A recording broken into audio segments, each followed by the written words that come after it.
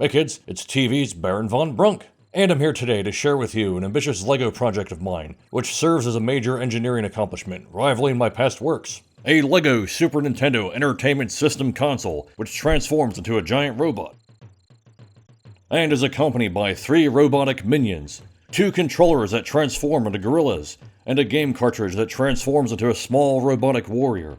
This was a project I considered making as far back as 2016, but put on the back burner to focus on other creations and animations. And then in summer 2020, I finally began breaking ground for this massive project, starting first with the video game cartridge, followed then by the 2 controllers. And then after I moved into my lower Manhattan apartment in spring 2021, I resumed production and worked on the console portion from spring to summer. As you know, I've been perfecting the art of transforming video game consoles and accessories since late 2011, and each time I've gradually improved my skills and aesthetics. For instance, my earliest works were clunky and rickety, but as time went on, I was able to learn from my mistakes and build each subsequent project with better design and articulation compared to previous works. For example, my 2012 Game Boy Transformer was iconic and went viral, but unfortunately lacked articulation and had a lot of design flaws. These flaws would be resolved in 2014 when I created my transforming Game Boy Advance, and was even taken a step further in transformation and design with my Game Boy Color robot in 2017. With that said, this entire project you see here, the Super Nintendo, is a major improvement and a spiritual successor to my 2013 LEGO Transformers of my Nintendo 64 creation. Like my other LEGO Nintendo Transformer projects of the past decade, this particular LEGO project was wrought with its own share of engineering obstacles, most of which hamper the flow of design. Here's a comprehensive breakdown of each engineering obstacle that stood in my way, and how I subsequently overcame each particular feat. The cartridge slot must be located directly in the chest of the robot, no exceptions. In other words, I wanted to mimic the similar traits of the Transformers Soundwave and Blaster, who would launch their respective cassette tape minions from their chests. And therefore, my eventual completed Super Nintendo transforming robot would do likewise with game cartridges. This meant that under no circumstance could I have the console transform into a robot in a way where its game cartridge slot would end up elsewhere, such as its shoulders or worse. Development of a fluid transformation cycle. This part required a lot of brainstorming and sketching, starting with the initial drafts and onto a physical demo using LEGO plates to gauge the general idea of how it would transform. This of course was in conjunction with examining a real Super Nintendo console to physically measure its dimensions. Designing the controller plugs. Before moving forward with any ambitious design changes to the overall project, I started with making the controller connector ports to be as accurate as a real Super Nintendo as possible. I went through several drafts of this particular concept, but was eventually able to figure out a way to mimic the real Super Nintendo controller ports based on the available LEGO pieces. I was able to come up with this design using an elaborate method called SNOT, studs not on top, combined with traditional LEGO methods. The legs transformation cycle. After I came up with the fluid transformation cycle and the controller ports, I spent several weeks, yes, several weeks, tinkering back and forth with ways to make the legs transform properly. I'll admit that I spent a considerable amount of time trying to make the front of the console transform with two tall legs. I was able to eventually overcome this major challenge by incorporating several Technic ball and socket joints together in long chains. Here's an example of how this works. The eject button could not, under any circumstance, be located within the robot's groin area. This was absolutely imperative, you see, since the front of the console corresponded to the robot's legs. This would have placed the eject button directly in the robot's crotch. And as you know, you eject Super Nintendo games by putting your finger in the eject button. And, well... the functionality of the reciprocating eject button. This part seemed tricky at first, but I was eventually able to figure out a way to make the button in the middle move up and down, using small, rare LEGO Technic spring pieces, originally released in the 1990s. As mentioned previously, a big challenge was ensuring the button would not be located within the robot's groin area. Thus, I successfully came up with a way to make the button split in half when transformed, and each half would align to the lower legs of the robots. When split apart, the eject button then connects together in console form. Unfortunately, no matter how hard I tried, I could not for the life of me make the eject button actually function to launch games from the cartridge slot. This was of course because when transformed into a robot, the eject button changes its location, and I wasn't able to rig up some sort of system to make the games pop out. But then again, in a real Super Nintendo, the eject button doesn't actually make the games pop out like a toaster, it just kind of dislodges them. Having the power and reset buttons slide up and down like actual buttons. This was a great contrast to my Nintendo 64 Transformer, whose power and reset buttons were fixed and not able to move. However, this time around, I constructed a simple system of having the purple buttons slide up and down within thin rails of tiles and plates. Unfortunately, I wasn't able to make the power button trigger a glowing red light on the front, despite my best intentions. I originally planned to have the robot's lower right leg hollowed out, so I could allow a narrow channel for including a simple LED circuit, which could be activated with a slide switch. But alas, I didn't have enough internal space within the legs to include the circuit, without making the structure of the legs hollow, and thus weaker. The robot's head being able to retract and conceal within the chest. This was a major problem that I eventually overcame by designing the head to be somewhat flattened and snugly concealed within the chest, with two trapdoors that open up. The arms and shoulders being foldable, with the hands being concealed within the shoulders.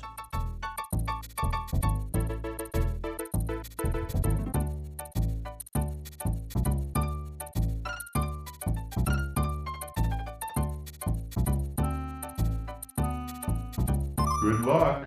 And finally, one of the most frustrating challenges of the entire project, which caused a lot of misery and disappointment, the reciprocating game cartridge slot door. This particular feat was such a major obstacle that required tons of experimentation and making mock-ups, followed by constant revisions and fine-tuning. In fact, I honestly consider this particular function to be one of my greatest engineering accomplishments as a LEGO builder, due to overcoming a major challenge that I was unable to do in previous builds. The general concept of the reciprocating game cartridge slot is to have it attached by hinges in the corners, and then connected in the middle by a Technic shock absorber that's anchored down securely. When you push down on the cartridge slot, it moves back on the spring, and when you let go, it slides back into place. This took a long time to figure out, and once I figured out a method of using the Technic spring, I was stuck with the dilemma of the hinges in the corner. Originally, I used hinge plates, which unfortunately created too much friction, so when I pushed down on the slot, the flap would actually get jammed and stuck in place. I considered adding an additional spring to make it go back, but unfortunately this created too much tension, which eventually broke the cartridge slot due to the spring recoil power. Also, the heavy spring tension required more physical force to open, so doing so would actually break any LEGO game cartridge inserted. Eventually, I came up with a method of using Technic axle holes in the corners of the flap, which led to a smoother and faster recoil. Thus, in the completed project, the Technic spring is positioned just in the right spot so that it has the precise amount of recoil tension to force the flap to close.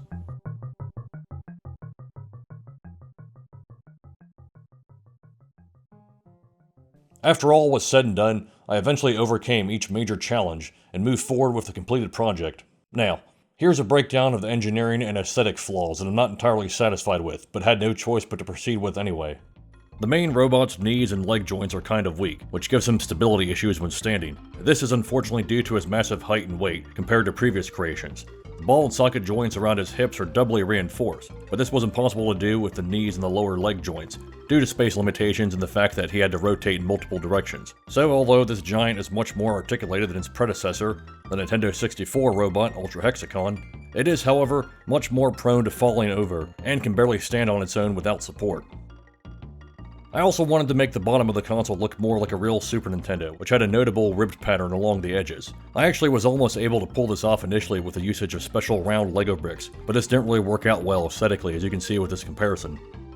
And personally, what kind of annoys me with the design of the overall creation of this whole series is how everything is mainly confined to the color gray.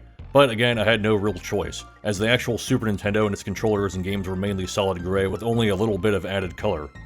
Now, if you compare that to my Nintendo 64 robots again, you can see the console is dark gray, the controller is light gray, and the game cartridge is yellow. Not to mention my Game Boy Color and Game Boy Advance robots had a whole variety of colors available, since their actual real-world counterparts were offered in multiple color variations. Oh well, I mean, I didn't really have much of a choice. I mean, the actual real Super Nintendo is predominantly light gray, therefore this is all predominantly light gray as well. And now, let's go through each of the accessories. For starters, I began building the game cartridge first, and named it Polybius, after the elusive urban legend arcade machine that apparently causes death for its players.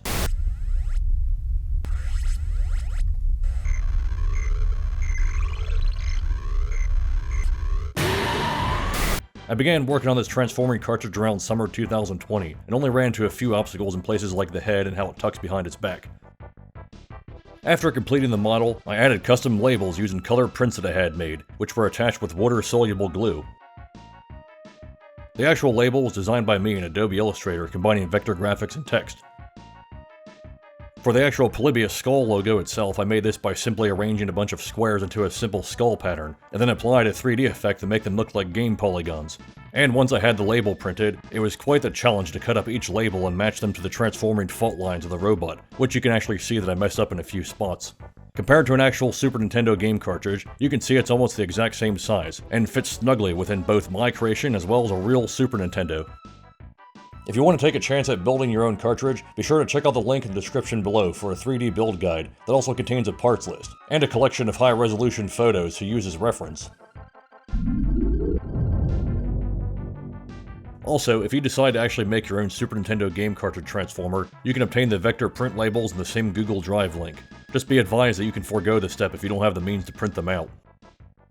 Next we have the controller minions, Simian Kong and Primal Kong. These models use the exact same base design for transformation, but simply have their colors swapped out, as this is a nod to the classic Generation 1 Transformers like Rumble and Frenzy, which were the exact same toy molds and used the original character models, but had their colors changed to become different characters. Now, with that said, I began working on mock-ups of various multicolored LEGO pieces to get the right design scheme and transformation cycle for a base model. As you can see in the footage here, these are the original prototypes which use the finalized transformation cycles I developed using available LEGO pieces I had at the time. And then when I had the mock-ups and prototypes down, I moved on to use my design to manufacture two separate models with almost exact identical design in a light gray color scheme, after ordering new pieces from bricklink.com. Simian Kong uses a purple design to mimic traditional Super Nintendo controllers, and Primal Kong has the multicolored button designed like a Super Famicom controller. Back in the initial stages of development, I decided to make the controller transform into a gorilla, as an obvious nod to my favorite Super Nintendo game, Donkey Kong Country. One thing I will point out though is that I did in fact try to make the inner circle area dark gray like an actual controller, but couldn't actually incorporate that into the final design. The controller cords are black pneumatic Technic hoses, which is a concept that I also used in my Nintendo 64 Transformer, but it's also used in the controllers for the official LEGO NES set as well.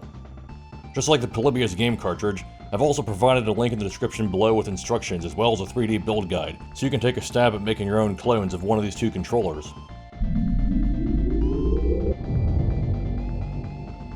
Now, please be advised, when transforming the controllers into their ape counterparts, there's actually a major design flaw around the areas where the dark gray Start Select buttons are located. So if you plan on making your own clones of these two controllers, be careful when transforming them, because those pieces have a tendency to break off in that exact spot.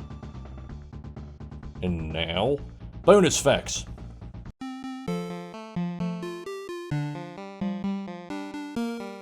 The first time I ever played a Super Nintendo was, I believe, in 1992.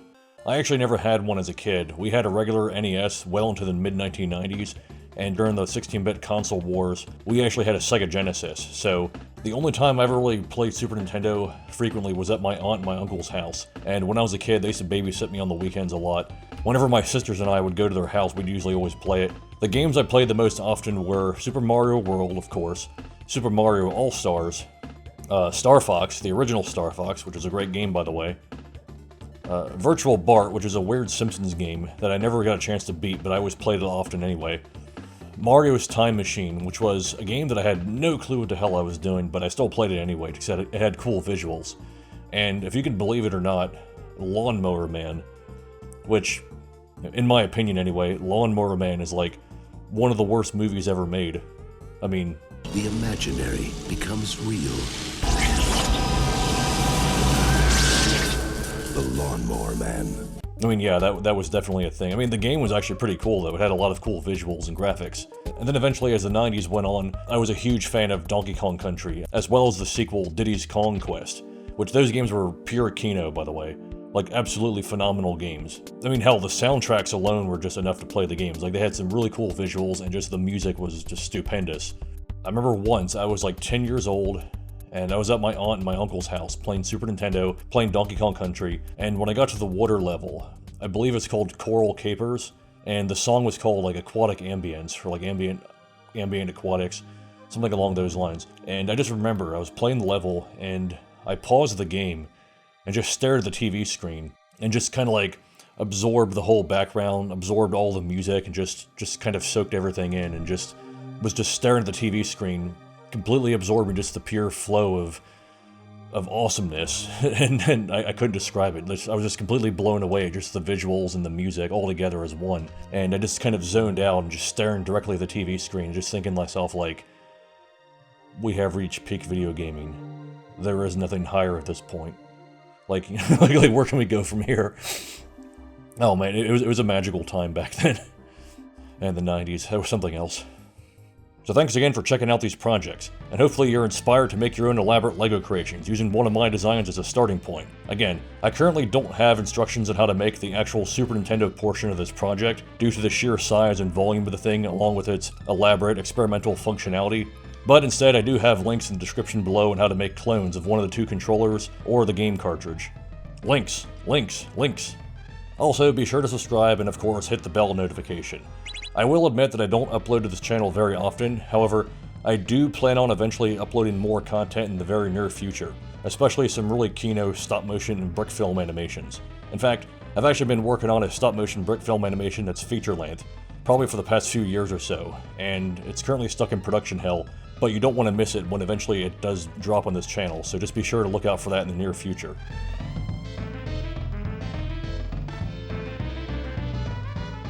And now, as we conclude the video, let us all join in harmony as we zone out together with the melodic flow of the enchanting rhythm of Aquatic Ambience from the Donkey Kong Country soundtrack, only for Super Nintendo, with the pure moods of the sounds of the 1990s.